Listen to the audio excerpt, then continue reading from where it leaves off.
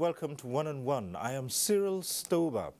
My guest today is a medical doctor, a 1979 graduate of medicine of the University of Nigeria, Nsukka.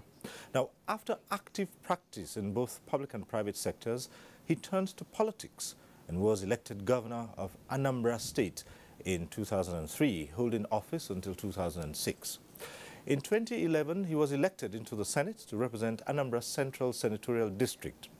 And in November of 2015, he was appointed Nigeria's Minister of Labour and Employment by the APC government of President Muhammadu Buhari. Let's welcome Dr. Chris Ngige, Officer of the Order of the Niger, OON. Dr. Ngige, thanks for being here. Thank you, sir. Thank you, viewers. Thank you. All right, Minister, it's 2 years of this administration, and perhaps the best way to start this talk is to look back from the days the APC and its candidate presented itself to the Nigerian public. Yeah. One of the biggest issues in the land, and still is, the question of unemployment, which was at some really, really high figures. Now, the then candidate, yes, who is now the president, talked about job creation. So 2 years down the line, can we say, how has the APC government tackled the issue of unemployment, and how many jobs have you created? Yeah, thank you, Cyril. I remember with nostalgia when we were doing the campaigns. And I also remember our then presidential candidate, Muhammadu Buhari, mounting the rostrum and saying, I want to tackle 3 issues. First, I want to tackle the issue of insecurity. I want to restore security, especially in the volatile areas of the northeast, where the Boko Haram group were ravaging the whole environment. And then the small militants, it wasn't even much then. But Boko Haram was main thrust. And then internal security of saving lives and property of ordinary Nigerians. I think we've done well in the area of security. You cannot score us anything less than A or A+. Boko Haram is decimated. They are not active anymore, so to say. Occasional suicide bombing, that's what we get. Internal security. The Nigerian police have been better equipped too, just like the military. And state governments have also synergized. And I can tell you that the security situation is not that bad anymore as before. The next issue is corruption, which I want to link up with the third one, which is the economy. And when you go into the economy, you talk about the indices that you use, inflation, unemployment, the growth of the economy, which is measured, GDP and the rest of them all. I think corruption, again, we've tackled it head on. But it's not easy, because corruption is eating deep into the fabrics of the clothing of the country. There is nothing we do that there is no corruption in right now, as we speak. But since the great general came, there's been a change. At least if nothing, people are afraid now to ask you to give them money or dollars. Where would they keep them? Whistleblowing is all over the place. Some people call it even, they say that we shouldn't call it whistle, that is trumpet. Because the effect is like a trumpet, a bugle that is being blown. So we have tackled corruption massively, made some gains in terms of resources of the country that have been pillaged, that have been, our common patrimony that have been taken away illegally. Some of them stashed abroad are also being recovered. But the economy, for some strange reasons, we were not too lucky. Because as soon as we came, oil price nosedived.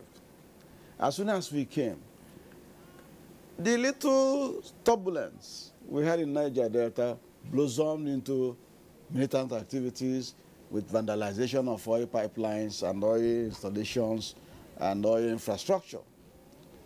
Oil companies tried to close shop. They couldn't export at one point when the export terminal was affected. And drilling on oil stopped, so to say, in many of the companies at that time. And oil is the backbone of Nigerian economy. It's the mainstay of Nigerian economy. As a matter of fact, 95% of our earnings is from oil proceeds. Some people say it's 80%. I don't agree it's 80%. It's about 90%. So it affected what you can now call retrogradely, in a retrogression, the ability of the Nigerian economy to create employment as promised by the APC manifesto. It affected our ability to grow the economy. It affected inflation rates. It affected all the economic indices negatively. Today, as we speak, inflation rose. Unemployment rose from about 9% to about 15%, 16%, and still growing. But we decided as a government that the best thing to do is that we shall fight unemployment by making sure that in as much as we are not creating new jobs that will take care of the army of youths that come out from our tertiary institutions and even the post-secondary and secondary institutions, that what we'll do is to first keep the jobs we have. So the oil companies were the hardest hit by the vandalization I mentioned earlier. So they decided that they have to lay off workers in the oil companies. They decided to lay off workers. The banks followed suit and said that most of their investment in oil and gas have been affected, so that the loans they gave out there have, in the majority, turned out to be bad loans now. And so banks joined suit and started laying off workers.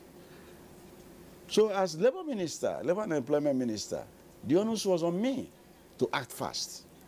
So I did the first thing, which is call an oil conference with the labor unions. And we agreed to work together. And we agreed that we have to save jobs. And we agreed that people in the high up, the pecs for the people up, can be cut. We go and cut off. Some executive directors had about 6 cars. Some go on company-sponsored holidays 4 times in a year, every quarter. Some have earnings that are very big, gargantuan. So we reached that agreement. And we said, keep the people who are in the lower level and the middle level. Keep them. And the ILO conventions permits collective bargaining and social dialogue.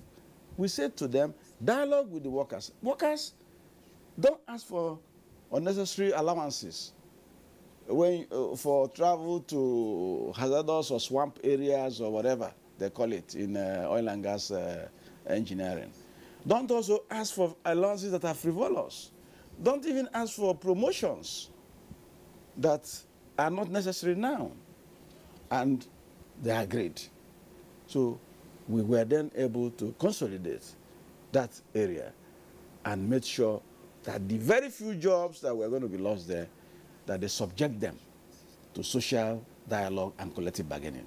Right. We went the same way into the banking industry. They didn't want to listen.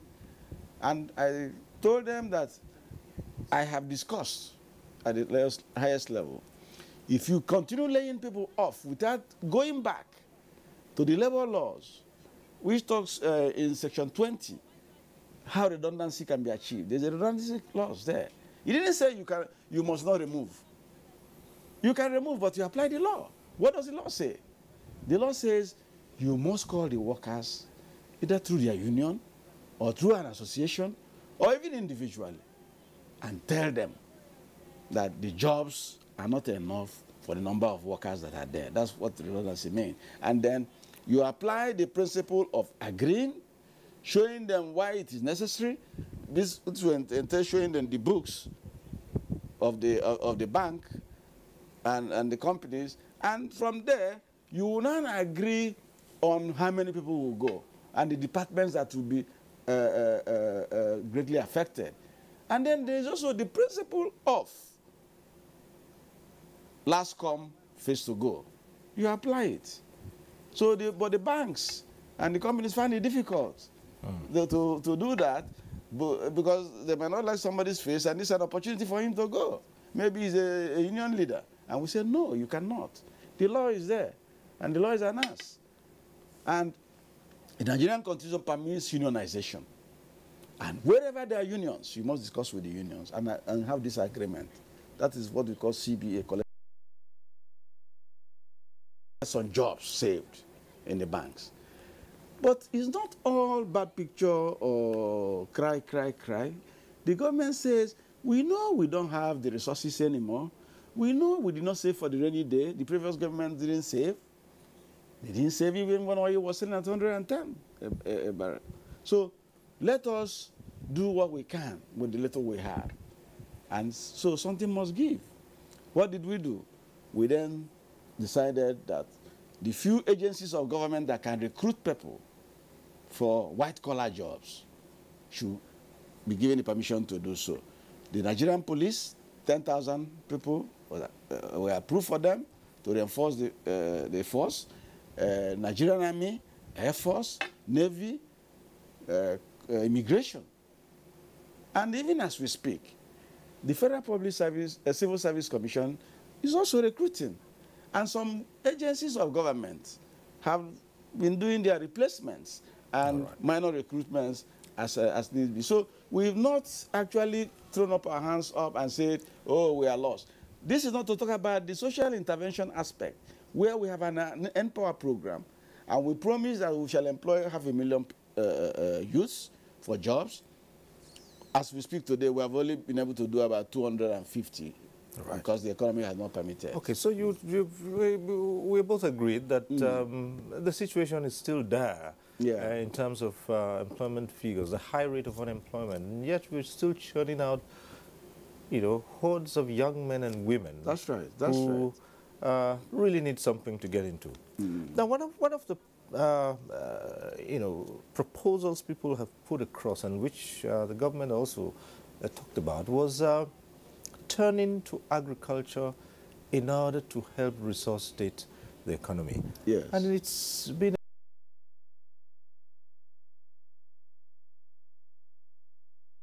employ that towards addressing the situation. Thank you very much, sir. This is a very good question. The government decided that for us to also fight unemployment, that we should diversify the economy, face agriculture and mining. These two areas will give us double-barrel results. First, employment, and then the much needed foreign exchange. We will conserve foreign exchange. For example, we stopped importation of rice. We didn't stop it by a fiat, but the duties were raised on rice. And the local producers of rice now discover that they can mill their rice and sell at maybe 10,000 naira a bag. Hitherto, nobody was talking to them. The rice were all Thailand rice that have been in the stores for maybe 10, 12 years, and they have even expired. No more nutrients in them than imported here for people to consume. So government faced agriculture, and our agriculture minister, Chief Audogbe, had done a lot of advocacy and had canvassed the whole place. The Central Bank of Nigeria has supported agriculture with their anchor program as part of their corporate social responsibility. And a lot of farmers are happy. They now targeted rice-producing areas of Kebbi, Anambra, Anyamelum area, Ebonyi, Abakaliki, Nasarawa here, Katsina. There is no area in this country where you have water or river that cannot produce rice. Because what rice needs is swampy area. There's upland rice, so you can do double cropping. So government faced that. And again, mining. There were a lot of places where we can minerals. No Nigerian state is bereft of mineral. Every state in Nigeria has one mineral or the other to mine. This is why some of us advocate that the issue of mining should be liberalized and removed from the exclusive federal legislative list so that state governments can go into mining. But what we're now doing, because of the situation, is that we are trying, the Ministry of Mines have gone to meet those miners that are called illegal miners and are formalizing them. And in formalizing them, they are bringing more people in there and are forming cooperative. The same goes for agriculture. A lot of cooperatives are being formed in agriculture and loans are being given through those cooperatives. Fertilizer being given through those cooperatives. Small grants and equipments are also given gratis through those cooperatives. And it has produced some result. I eat made in Nigeria rice. In fact, a lot of the food we eat now are made in Nigeria. And production has gone up. We have also tried to use Ministry of Works to say, open up roads in most of these places so that the food can be transported into the capital city, because transportation cost is one of the things we discovered that adds to the cost of food. Same goes for railway. The railway lines are also being arterialized, that is made into arteries to go into those areas. The narrow gauge that traverses from Port Harcourt through Enugu, Makurdi, just going up to Karanamoda is also being revived. It's been revived and is moving things. So agriculture and mining, we're facing them. More monies are being pumped into those places. Labor and employment. We are formalizing, we are helping to formalize farmers, miners, into formal people, into cooperatives. We're encouraging them into cooperatives.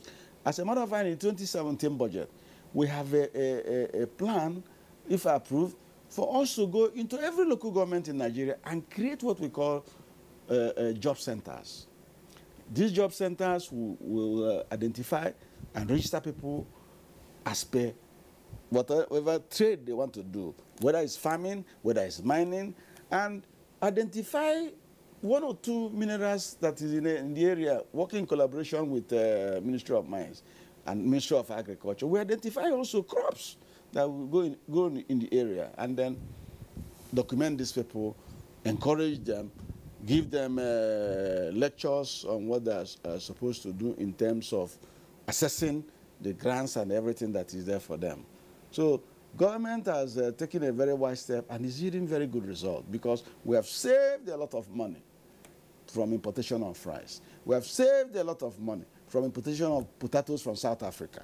We have saved a lot of money from importation of beans from Niger Republic, tomatoes and the rest of them from neighboring West African countries.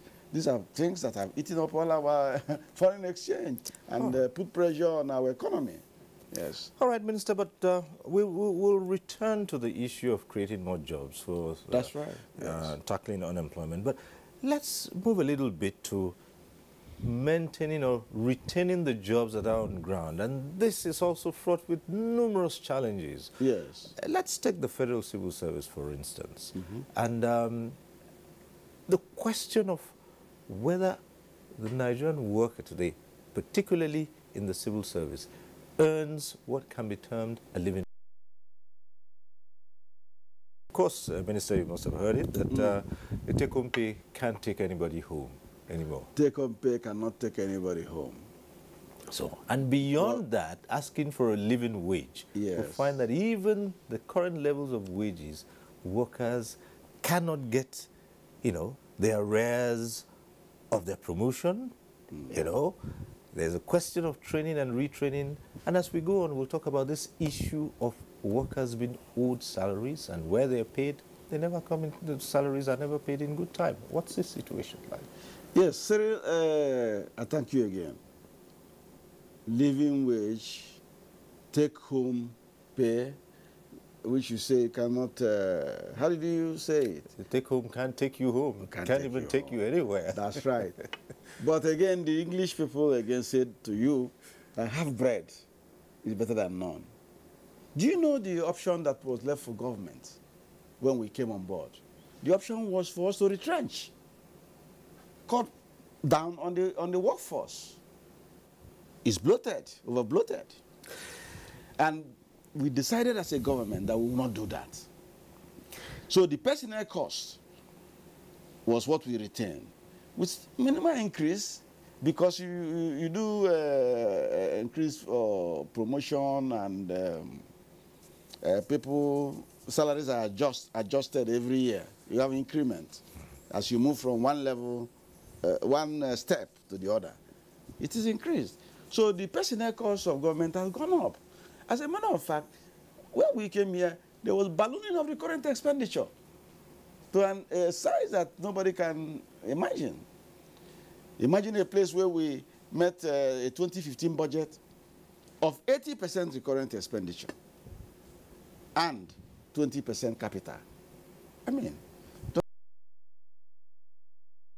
we will put the same money into the economy. We'll put the same money. But we have to increase the capital vote so that government can spend more on infrastructure. And when you increase the infrastructural development, like roads, building new roads, new waterworks, new agricultural stations and stuff like that, it is the same government money that is going in there. And that money goes into the pockets of people. So if you come to the issue of the wages, yes, I agree with you. It's not too much for one to just say that it's not enough. It's not enough. We know it's not enough. But all round, it's not enough. Even for the ministers of government like me. But Minister, you see, this argument is as old as anyone can think. It's not. Cyril, it's not. Because the damage to many homes of retrenching their breadwinner will be more excruciating than the breadwinner coming back home with something and now say, instead of eating egg every day, let us now eat egg every other day. You understand where I'm going? You must cut down on certain delicacies and certain things that is part of your spending in every home. For example, when I was a kid, we don't eat rice every day. We eat rice 3 times in a week in my home. And many people were even jealous of us. We eat it Monday, Wednesday, Friday, and Sunday. That's the timetable in my house. You only eat it any other day when you are sick. They give it to you. Like me, I'm always sickly, and my mother, you give me rice. So you must have to cut down on something. That's the...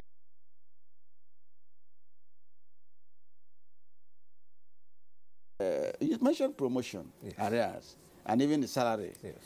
President Buhari doesn't want anybody to be owed salary.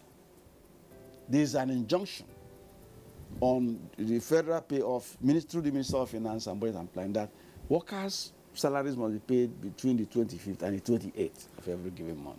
Minister, what happens is that many workers will tell you that was a pronouncement, and the result was only seen for just about 1 month only, and most of the time it's like the normal thing is that the workers get their pay well into the first or sometimes second week of the new month. No, what has happened at times, you have hiccups in every system.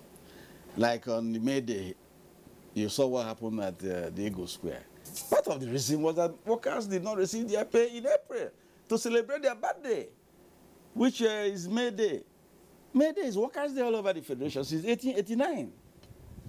When the Workers' Association in France declared freedom, that they no longer work 16 hours in a day, that is now 8 hours, and that some of them who were killed were not killed in vain. That's the emergence of the Labor Day.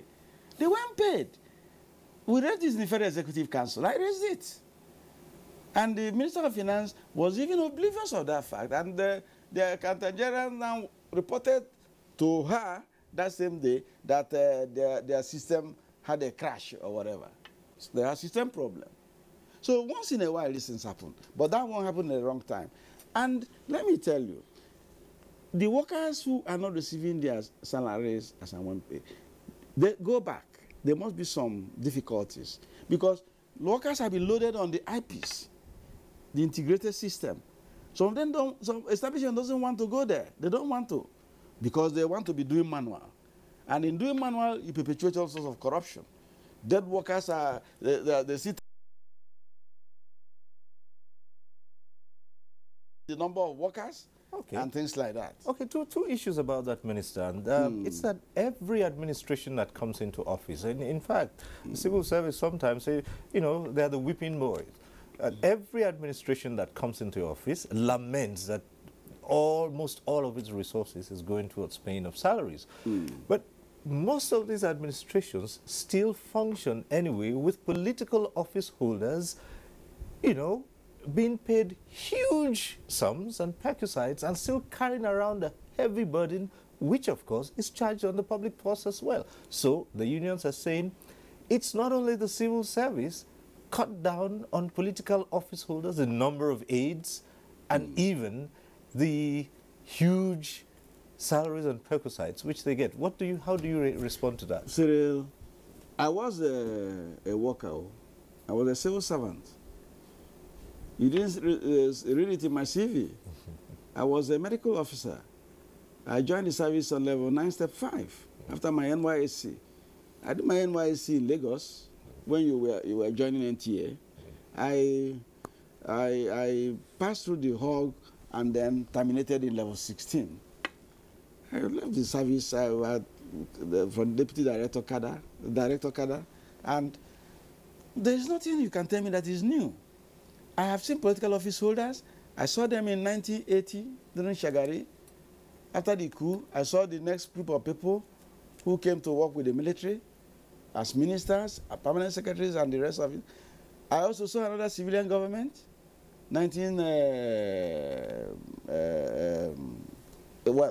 Kwasai is a hybrid government under Babangida when there was a parliament, but still with an armed forces ruling council. Right. Then, and thereafter, Obasanjo, 1999. So, I have seen a lot of things. I can tell you that this regime, this government, is very worker-friendly, very labor-friendly. Very. I'm not saying that because I'm a labor minister. You can ask the labor leaders whenever they come here. I'm one of them. In fact, the executive don't know whether I'm working for the workers or I'm working for government, but I can tell you authoritatively that I'm striking a balance in whatever I'm doing. The workers should not feel maltreated because I know what is involved. I know the pain the government is going through to make sure everybody is happy. Political office holders, I'm one today. But Cyril, I am not allowed to pick my special advisor, special assistant, personal assistant. I'm not allowed to pick it from outside this public service system. That is one way. The government have cut down on the revenue you are talking about. If you must take a special advisor, special assistant on any issue, go and pick from the service. And that's what all of us have done. If you bring anybody from outside, you pay from your pocket. And nobody's ready to pay from the pocket. That's one area. They've cut down now again, even among the political office holders. This is quite simple now. If you're not a minister, if you're not in the civil service permanent secretary, or you're not an advisor, You can't travel first class. No, it's C. That's the new order. It's in a circular. And the civil servants see it. The number of allowances for aides cut down. That is gardener, cook, and the rest of them. They are cut. Driver is not in our schedule. So many things have been removed. So it will be uncharitable for anybody to say that this administration in particular, an administration that have refused to retrench them, both in federal government and in the state level. We told governors not to retrench at the Economic Council. That's why they have not retrenched in states. They say they will retrench if we will not assist them. We give them bailout funds. Right. Bailout fund 1, bailout fund 2, then Paris Club fund. Which government has ever done that in Nigeria? Well, Minister, but so this is it. Despite all that, you still find that the states collected the bailout 1, 2, as you said, the Paris Club fund. We still find that states are still owing as much. I mean, eight months in some cases. The workers' unions there sometimes should go and engage them engage them seriously. Ask state governments to cut down. All these things I'm telling you we do in federal, a lot of state governments are not doing them. There are plenty of special advisors from outside the system. Special assistants, political assistants, and so many nomenclature jobs that have been created politically. I'm not saying that it's wrong, but you cut your coat according to your clothes. You can't rob Peter to pay Paul. The workers of Nigeria deserve to be paid their wages because a workman is due his wages. They must pay. All right, Minister. Then there is this vexed issue of a minimum wage. Yeah. And discussions were supposed to have been held before now. Yes. As to determine, I mean, well, Labour, of course, has proposed 56,000 naira. That's right. What's your response? Labour has a right to propose 56,000. It's within their rights. The present minimum wage is 18,000 naira. They say it's not enough. Everybody in Nigeria knows that 18,000 will not be enough for a worker. We know that. But is 56,000 the alternative? NECA, which is the Employers Consultative Assembly, has said we cannot pay that amount. Manufacturers Association says we cannot pay that amount. NASIMA, these are employers of labor. Because if you don't have an employer, you will not have an employee.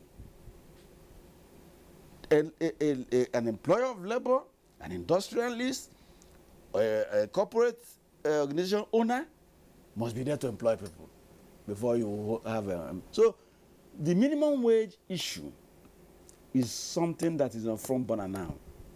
And by ILO convention, we are supposed to discuss it in a social dialogue. And that's why we're putting up the minimum wage committee. You remember that after the increase in pump price of petrol, that was when Labour gave us this 56. We now went and said, okay, let us do a framework for this minimum wage committee. What numbers of persons will be there? What number will government bring? What number will state government bring? Because you cannot go and say, because the issue of labor and national minimum wage is on the exclusive legislative list, you go and legislate on it without carrying those who will pay along with you. So, again, NECA is there, NASIMA is there, MAN is there, small and medium scale industry owners, they are there. So, we are captured into this net for us to come and sit down and look at it. It is in this conference table that laborers, that's organized labor, their 56,000 demand per month will be tabled. And then MAN, NECA, NASIMA, federal and state governments will give a counter proposal and it will be discussed. Because one of the things you must know is that we should work according to laws and conventions. Nigeria is a signatory to the ILO convention. which I think it's Convention 103 or so, that talks about collective bargaining. And in collective bargaining, the tripartite partners must be involved. Who are the tripartite? Government on one side, Federation of Labor Unions on one side, and then the Employers Association, the various ones I've so mentioned, they'll be on the other side, and the discussion will take place. And again, in social dialogue, especially on the issue of wages, the ILO says no partner should intimidate the other. And everybody should take into account the sustainability of any wage you have agreed on and the means to pay. Well, Minister, I like the part you talked about, that no one's group should intimidate the others. But it's a general belief that employers, particularly government, always intimidate the employee. I don't know about this federal government. We have never asked the labor leaders whenever they come across you. But all I want to assure you is that we are working stringently to put in place this National Minimum Wage Committee this month of May. As a matter of fact, I left my office now, putting dots, T's, and I's to a memo I'm taking to council, for council to approve the recommendations we made in the joint organized labor cum federal government committee. We have a joint committee, and that joint committee on Tuesday this week ratified the minimum wage committee and some palliatives which they think the federal government should be able to apply to cushion the effect of the increase in pump price of petroleum. Now, there's also this little matter of a disparity in pay among government organizations, particularly in departments and agencies, where certain categories of workers earn 2 times, 3 times the pay of others from the same government establishments. I mean, from government establishments as well. And all attempts towards harmonizing this have failed. What is the problem here? You go, for instance, you go to certain institutions, you find that they're earning huge pays, while other government organizations... I'm sure you're not including the central bank, because the central bank and affiliates are out of being a public service. You know that public service, or what we call MDAs, ministries, departments of government and agencies, that what constitute the public service. Let's use a very good example here. Very good. Like television workers, for instance, staff of NTA. NTA. So you're coming back home. So what's happening at NTA? You wouldn't compare the salaries at the central bank, NNPC. These are examples. Since you talked about giving certain examples, these are examples. You didn't talk about salaries in NTA, central bank, NNPC, and such organizations. Well, I'm not too sure, Cyril, that what you're calling salaries are actually salaries as such, simplicity. These other organizations have a lot of allowances. Allowances associated with their jobs. Hazards. They take some of them give hazard allowance because their workers go out to look at oil installations. Media workers have also made representation about... media workers... Yes. I've read a memo from them. Is it Ratau? I think there's Ratau and one other. NUJ, Ratau. I saw something like that. They were asking for shift duty allowances. Shift duty allowances, they are right. They are right.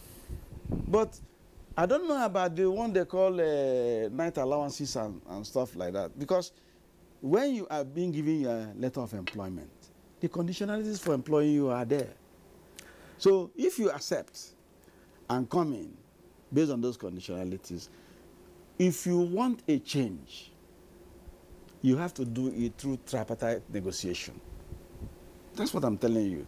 You do it and it's called collective bargaining agreement. You will engage your employers So people in NTA, I read something, they have a right to engage the employers. So can we say that the process has started already when media workers, I just used NTA as an example, but we have media workers generally, the process has started for them, for instance? I don't know, because what I know is that they're supposed to start whatever it is locally. It is one they cannot reach an agreement locally that they approach us as Ministry of Labour and Employment, and we invite both the employer and the employee and do what we call conciliation and ask them to further their collective bargaining agreement, and then put persons from us to be in charge of the no, not be in charge of the negotiation, participate in the negotiation. I think here we have a labor desk officer in information, so whenever it starts, our labor desk officer will join. But people should do what the law says. You negotiate it. And why I think they're having problems is that there is a clause that says that sustainability by the employer and the ability to pay should be the key underlying factors that will guide such negotiations. And I'm aware that a lot of the media houses have not even paid the little one that they promised to pay, and they are asking them to pay more. So do they now have the ability to pay? Can they now do sustainability? The sustainability clause, does it apply to them or not apply to them? You should answer. Well, Minister, we would not dwell too much on that because there are still so many other issues for us to take up with. And of recent, there's been concern about an attempt to take out the issue of, back to the issue of minimum wage, to take that out of the exclusive list. Yes. What is it? Yes. The labor people have raised it with me. They were frightened, and I allayed their fears. In the second schedule of the exclusive legislative list, item 34 says that the issue of labor relations, minimum wage for the federation or any part thereof, arbitration, and labor disputes are within the confines of what the National Assembly can legislate on. So for anybody to take it out from the exclusive legislative list, you go by way of constitutional amendment. And to amend the Constitution, you know the tortuous journey you undertake from National Assembly, who are the custodians of that particular clause. Then, even if it passes there, watering their powers on that issue, because when you remove it, we'll be one of the first countries in the world to do so. So you go to state assemblies and go and get 2/3 of 36, 24 states backing that you should remove. So this is a tortuous journey, which I don't think, because you will go to a public hearing, such an important matter, we'll go for public hearing, and they cannot scale through. I understand that what is happening is that somebody raised a bill as a private member's bill on that matter, and it passed first reading. When a bill comes for first reading, it's never attacked, because nobody is given right to talk. First reading is like listing for further discussion.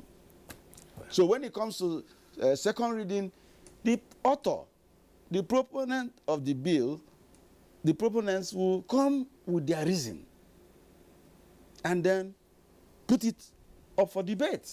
All right. And in the debate section, a vote will be taken, whether to proceed on with it to third reading. And usually such obnoxious moves fail at second reading. All right, Minister, how would you describe government-labor relations under this administration? I should be asking you that, because if you ask me, you're asking me to mark myself, or assess myself and my ministry. Fair has been fair. But for me, on my part, I know that the government has very good working relationship with labor. We have a good marriage so to say. There is no divorce. What happened in Eagle Square was just a storm in the teacup. It's an agitation, and they have a right to agitate. And they have since come to my office and apologized that they couldn't control their members and that there was some infiltration by student organizations, civil societies organizations, and things like that. But I told them I don't mind. And it's allowed. It's part of the game. In fact, in some climes, they pelt their president or minister with tomatoes and oranges and stuff like that. So for me, we are good. We are very good. All right. There's no complaint they bring. I don't attend to expeditiously. Okay. Urgently. When we started this conversation, you talked about collective bargaining, and Yes. this brings us to the next issue. Now, there are, you know, some disagreements across board, and this has to do mainly with certain unions in the education sector, the health sector, and particularly in the oil workers sector. And this borders on collective bargaining agreements. We find that the agitation we're getting from those sectors are mainly as a result of the government going back on certain agreements that it had entered into. Is it only government? Is government in the oil sector? Government is not in the oil sector. No, I just use some of it, but you could see that in the, particularly in the health sector, let me tell you, medical workers, and in education. Let me be honest with you. A lot of this, what do you call it now? Disagreements over a previous agreement that has not been kept is as a result of what I told you. That when there's an intimidation, somebody can give in without an ability to fulfill that conditionality. To fulfill a CBA, because of circumstances beyond your control or new developments or whatever, you call for new negotiation. And this is what this government is doing. All right, but we Minister, are negotiating with ASU. Yes. We are negotiating with NMA. We are negotiating with Johesu and all the health allied workers and whatever.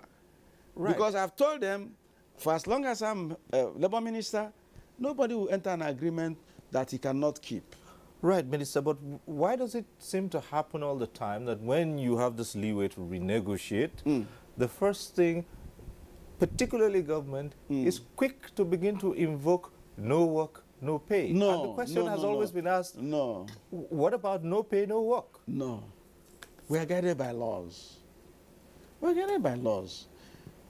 The labor laws make provision for how you can leave your job, how you can work out on your job.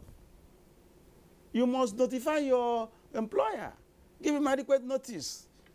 For essential workers, it's about 21 days. For some others, it's about 14 days. But you wake up and people leave their job and work out on it. Your employer have no means of now making contingency arrangement to come. If you're a medical doctor or a nurse, somebody will die. When you come back to resume your work, we can never go and bring back that dead person alive. Well, therefore, Section 43 of the law says that for any reason,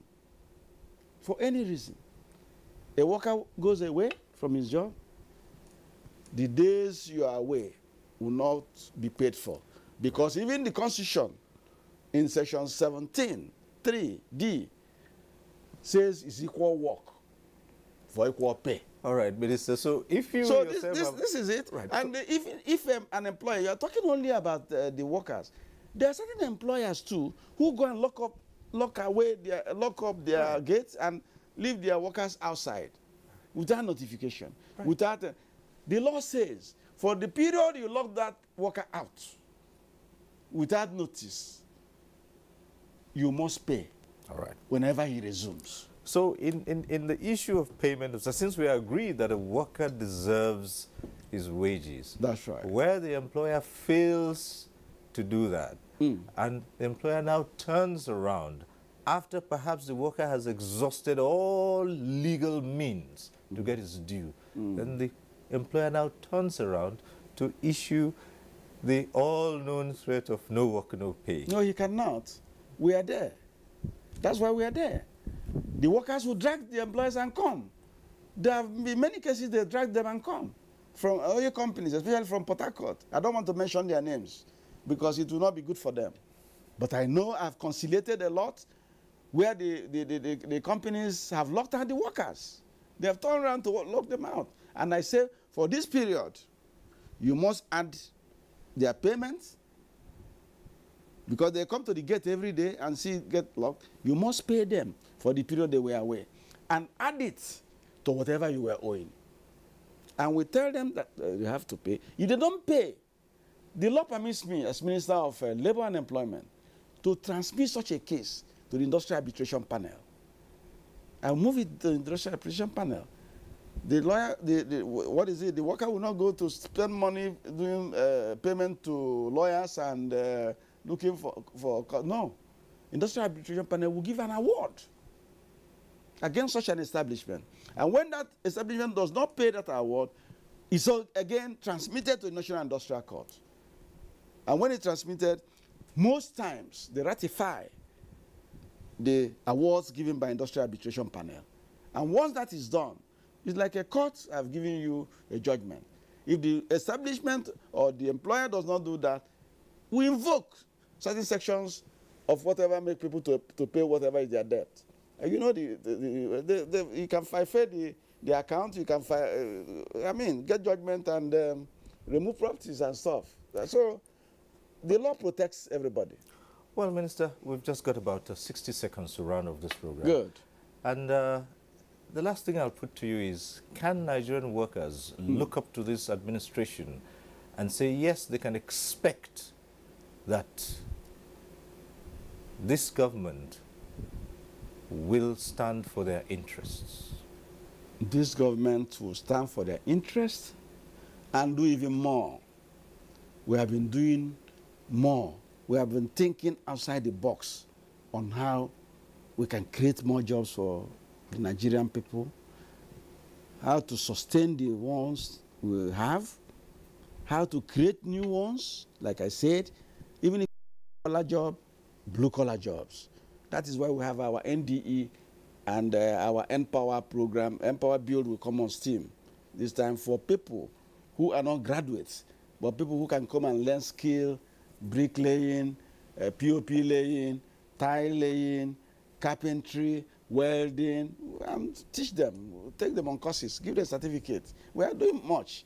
We are labor friendly, we are worker friendly, we are employer friendly. When the employers write me that they cannot access foreign exchange, I take it up with the CBA governor for the industries to be open. So we are doing for everybody, for the equanimity of our country, stability of the country. Well, Dr. Chris Ngige, Minister of Labor and Employment, thank you for coming on One. Thank you, Sirius. Thank you. Thank you. We thank Nigerians, too, for their support. And that's our program today. We thank you for being with us. Next week, we'll be back with One on One. I am Cyril Stover. Bye for now.